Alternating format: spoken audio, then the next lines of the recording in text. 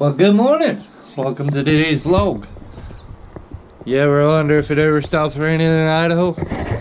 Well, it looks like when the sun is out and there's no clouds in the sky.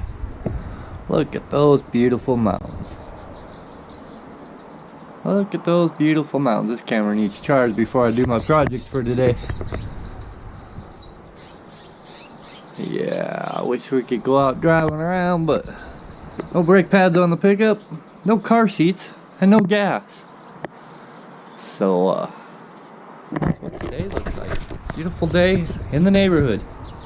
So we're gonna charge this camera up. I guess I need to charge it. And make you a video with content. How to run an outlaw company.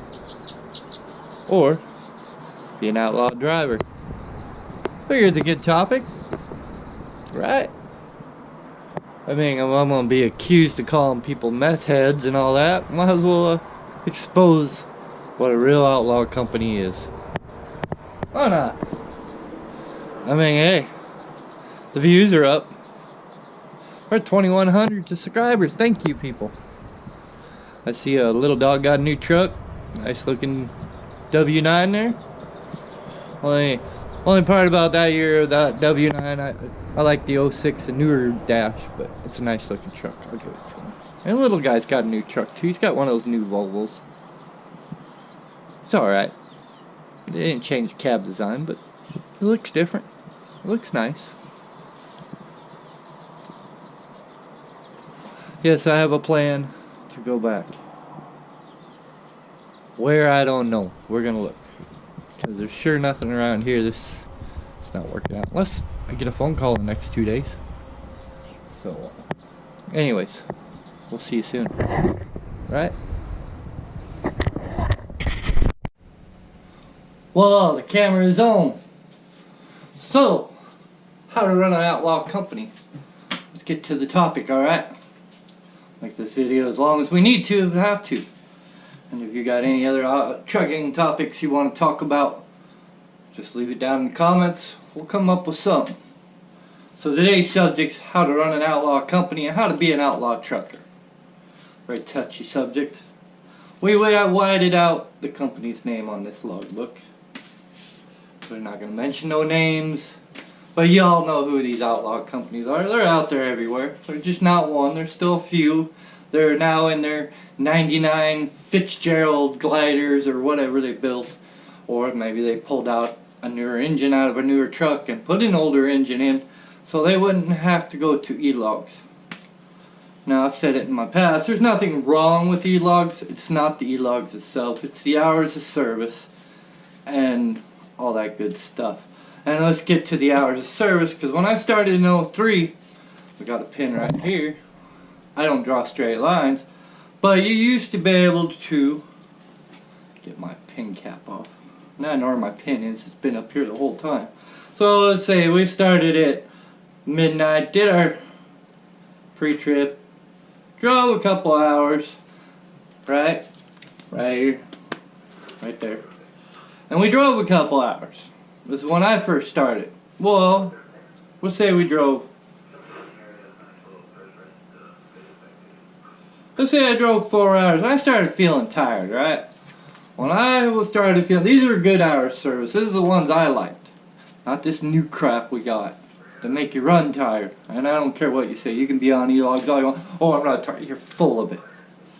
You're full of crap, and you know it. You can see my videos from last year with the hours of service and how tired I look to running outlaw on paper.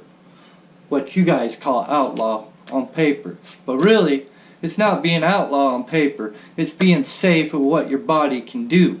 Not what some bureaucrat, whatever you want to call it, in a government office that says everybody's got to work this certain hours and everybody's clocks are not the same. So, let's say I drove 4 hours, right? Well, I'm tired. I'd go up here, I can't draw a straight line worth of crap. So it's going to look like crap. So say I wanted to go take a nap for a couple hours, right? Well, I started back here at midnight, and at 2 o'clock, 2 o'clock, my 14 would be up. Right? Well, under the old hours of service, I could go take a 2-hour nap, and now I could push this out to 4 o'clock. My 14's up. So I could drive out the rest of my day. Right? So, that's how the old hours service. So government either needs to go back to these hours of service, which work perfectly fine. Perfectly fine. And we don't need a 34-hour reset. You don't even need a 36-hour reset. 24 hours is sufficient enough on the road, and it keeps the drivers and the companies productive, right? And we're all still making money. I'm not no freaking idiot like a lot of people who think I am, you know. We've got one company over here that thinks I'm an idiot. Well, you know what I went to college for? I went to college for criminal law and justice. I wanted to be a profiler, just like Criminal Minds on TV. I can profile people. I know when they're being honest, and I know when they're not telling the truth, and when they're trying to beat around the bush about something. You can't fool me. I play dumb just to make you people think I'm dumb, but I'm actually pretty smart, and probably can outwit a lot of people when I need to, and when I put my mind to it. How do you think I got rid of my wife's abusive ex-husband? I just had to play the mind games, and it finally worked, and outsmarted him. I'm smarter than I look. I do have a high IQ. My dad has even a higher IQ, and that's where I get it from, is my father. I get my father's brains, and my spelling and grammar ain't the best. I suck at it, I'll admit it. I really don't care. So when I post stuff on Facebook, if you don't read it right, or if you don't know how to read what I'm saying, like a few people do, like my wife knows what I'm trying to say when I'm writing something. She can decipher my writing or whatever. But now, with these new hours of service, e-logs suck. We all admit it. We're all tired. Just admit it. It's fine. You know, the more we tell the government, well, your hours of service and your e-logs are making us tired, the more they might look at it and fix the problem. It's not how, you know, like the saying goes, you can't get 2 truck drivers to agree on the same cup of coffee in trucking, which is bad. I mean, you know, other industries have that problem. Fire departments even have that problem, but they still stick together like the fire department sticks like a brotherhood, right? They listen to suggestions to improve things to make better. Like recently our training was about radio communications, like, hey, we got this tactical channel we don't use. Why do we have to be on the main one when we can talk on our own channel, you know? That's what we used to do in Clarkford. But now, outlaw companies that got their gliders, this is where we're going to get to. So now we try to tighten this logbook as tight as we can, right? Well, there's a problem here when you do this. And a lot of people don't think about this. You think your pre-pass is secure? Your pre-pass is nowhere secure as you think. Your pre-pass tells a lot more than you really think. And I've ran into this problem in Wyoming. And when you go into Wyoming and show them your paperwork, look to your right or in front of you, depending on which one you're at. But most of them are to the right. Cheyenne's to your right, Sheridan's to your right. I can't remember about the one in Evanston, Wyoming, going in. I have never been in there. I've always got a green light. And there's there's another one in Wyoming, and Cheyenne. Both of those to your right. To your right. You look up there, and there's a big screen, right? A big screen. You look up there, you see red, green, red, green. We're back. You can take this right here, and when you go over that little thing and your thing in the windshield right here, you go over it. The first one, they've already got this thing tagged. They know your truck, your plate number, your truck number, DOT number, everything. They've already hit that computer. It's already hit it. They already know who you are. So when you think, oh, outlaw companies, got your lights right here, your green and your red, your yellow. Never seen a yellow, but you can take this, you can sit it under your seat if you got a red light, and these are how the outlaw companies run. They'll blow by that scale house and they'll sit underneath it. But they don't realize they've already been tagged underneath the first, where this reads it at first. So sitting on it and bypassing it, Sheridan's told me this, does you no good to sit on it because they've already got you. And if they're not looking up at their screen and out their window because they're busy dealing with somebody else, you got lucky. But if there's nobody in there and they're not dealing with it, and they have somebody looking out the window and watching trucks go by or weighing them on the scale and see you go by and they look up on that screen, oh, he's got a red light, they're going to send the highway patrol after you. Now, you think these pre-passes, these outlaw companies, there's another thing about them. These scales, like here in Post Falls, the one over here in Hagen, yeah, we're east to west, so I know which direction I'm posted. Back here at Post Falls, right? Even when you pass that thing at closed at night, or go through it, they got cameras out there now. They take a picture of your face, they take a picture of your license plate, and your DOT number. Hagen does the same thing. So you're like, okay, we'll just go right on through, right? Well, we'll move everything up to as close as we can after we load it in Washington and we get past those scales. Well, here's the problem, right? This is the problem. When you go through Hagen and both those scales, they've already got you. Your time, your face, your truck number, your plate number, your DOT number, they got you. Even if this gives you a red light or you don't have this, they've already got you. Either which way, they've got you. Here's a point here. So let's say you get down to Montana, right? Somebody's coming in the, you're going east, and somebody, a drunk driver comes in the westbound lane, hits you head on, and you kill him, right? You're not at fault. Not yet. But, like Montana, they will do a thorough investigation. They'll go through your logbook, then they'll go into their computers and pictures. They'll see when you passed Hagen. So if you moved your logbook any which way, you're at fault. Most of these outlaw companies don't realize this or don't think about it. So remember, when you do that, you're putting yourself at risk for prison, even the death penalty. I don't really know if a truck driver has been charged or put to death for a crime like that, but that's where the e-logs come in place, because you're always where you have to be when you need to be. Unless you got a company that's still being outlaws and moving your time around and doing that, and I don't know which companies do that. But remember that when you're driving truck and you're running these in your fancy Fitzgerald Detroit junk engines. I've always thought Detroits were junks. I've never liked them. I've always been a Cummins N14 fan, okay, or a Cat. But remember, you may move that logbook, tighten things up when you get to where you're going, but you've already been passing. You can't get past Hagen unless you go north of here, because if you go north on 53 out of Spokane Valley, up and around Sandpoint, that's the next 60 miles. Well, yeah, you passed Hagen, you know, you're like, then you pass Post Falls. After Hagen, you can get around the rest of the scales. It's not hard to do. And pretty much all the way to Texas, you can get around the rest of the scales. But those two scales will get you the most, right there. And they do talk to each other. Washington, Idaho, Montana, Oregon, they all talk to each other. They all get on their. I've sat in there, like getting down in southern Idaho. I was getting a off-tracking permit. She's on the phone with the Washington, seeing when this one guy passed, and his logbook was totally screwed up. They were checking. They got him by. I think it was Washington, and they got him by camera and face. She was looking at his face. Like, he's standing right next to me, and he would look. She was looking at him, going, "Yeah, that's the guy."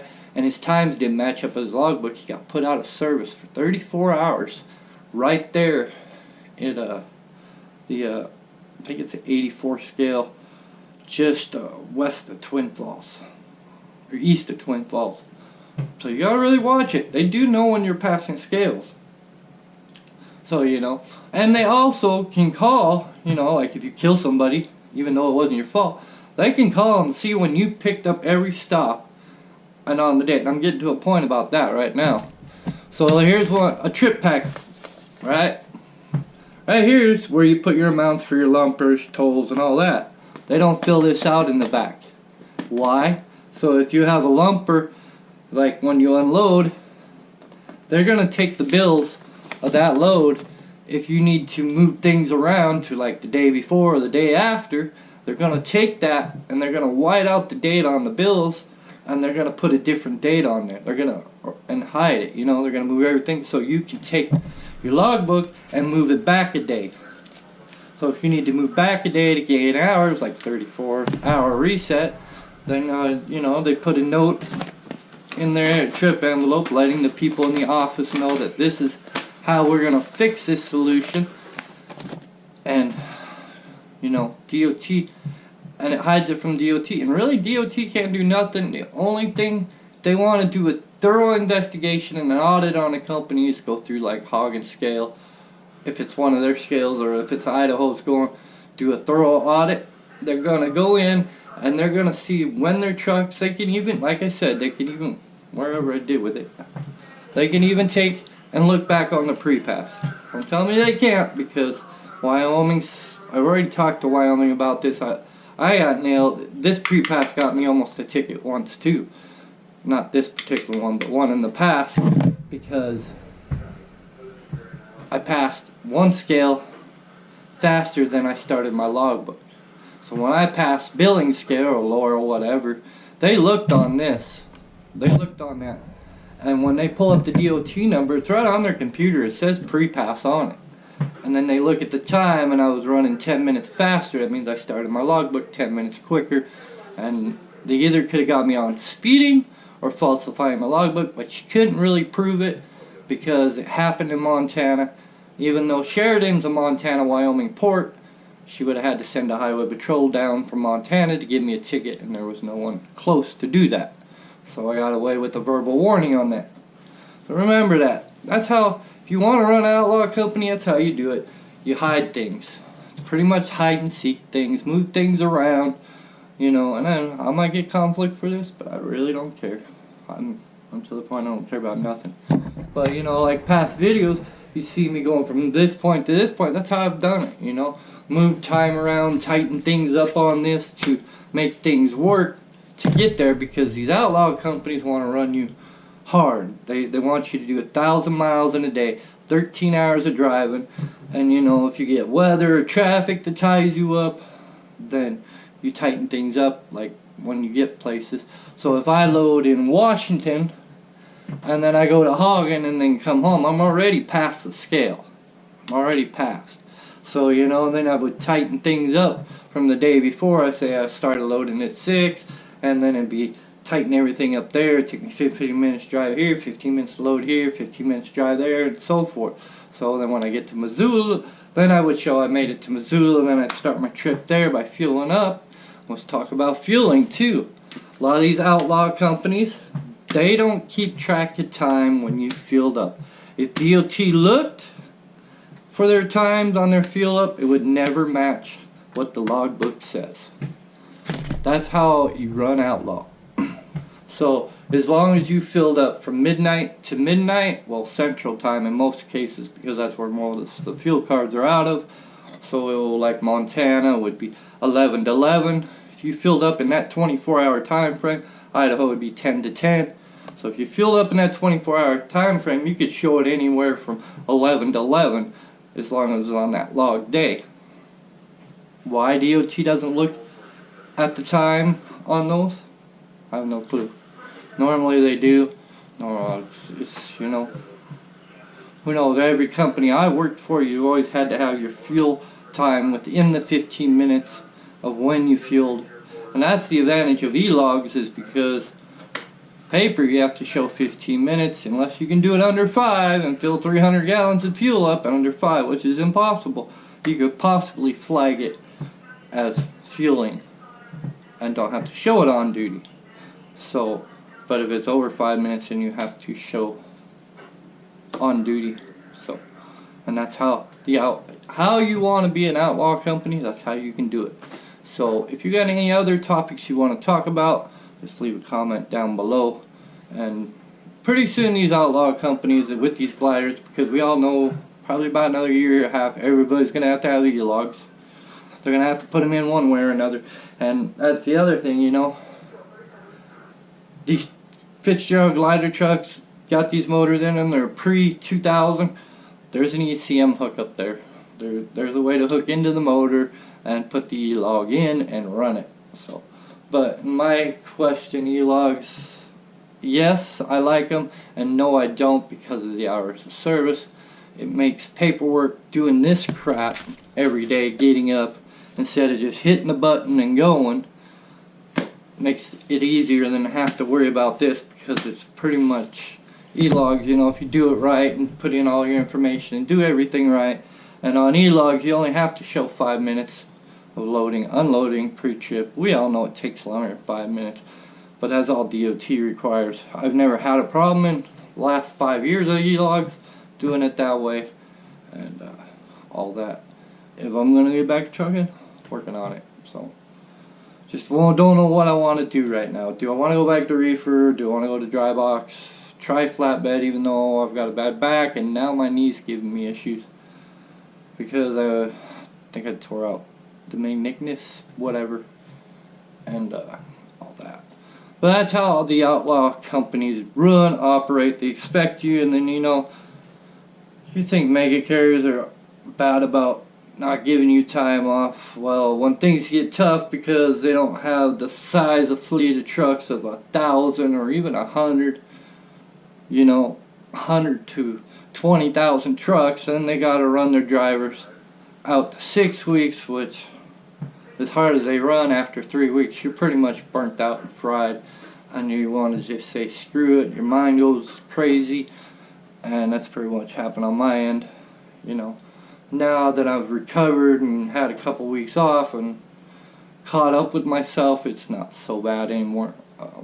My mind's getting back to stable. I'm a little bit in a funk, a little depressed, but you know, I worked hard for almost 16 years to get where I am now, and then to be shot down like that and not be truthfully told everything. And like I said yesterday, I really don't think it was, I think I know where the problem started, and it wasn't with the company or the owner, but with somebody else, and I should have just not helped that person out. I should have knew better, and like my wife said, it really sucks because she's been friends with them forever, and now they're treating her like crap too. And hey, karma's a bitch, like my wife said, and it'll all come back around, you know. I'm not too well liked. Some people know how to manipulate people to believe, make them believe stuff, and I'm not going to go down that road. Let them do their thing. I don't care if people do meth in their life or not, but I would never make that comment. I got a text message saying I made that comment about one driver who passed away, which that driver and me have been friends since these people were like 8 and 6 years old. So back when I was 18. Libby people stick together. They always have, no matter what their differences are. But that's how you run an outlaw company. This is going to be all for today. We're already well into our time frame for today's vlog. So I hope you enjoyed this video. Like I said, if you want any other topics, just leave a comment down below. We'll come up with some more videos like this, and yeah, that's what we'll work on. So thanks for watching. If you want to, subscribe, leave a comment, hit the dislike, hit the like. I really like know who hits the dislike. I just want to know. You've been hitting the dislike for so long, you know. We all want to know who you are. Step up, man. Don't be scared. Be a man. Be a woman.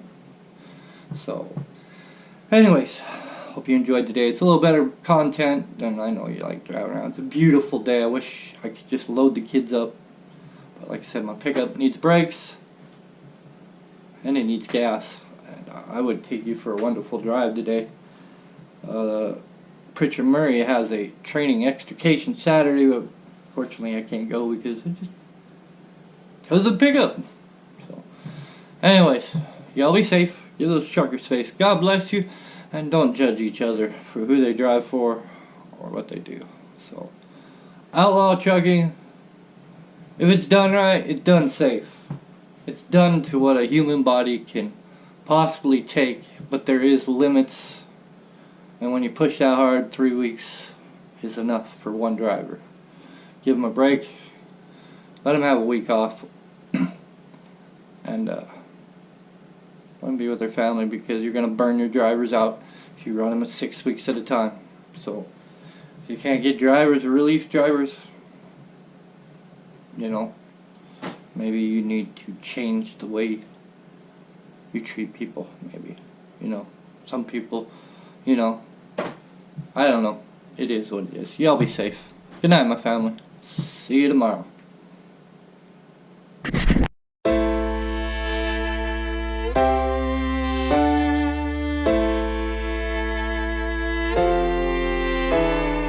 I've been looking for a way out. I can't find my way now. I just need you by my side.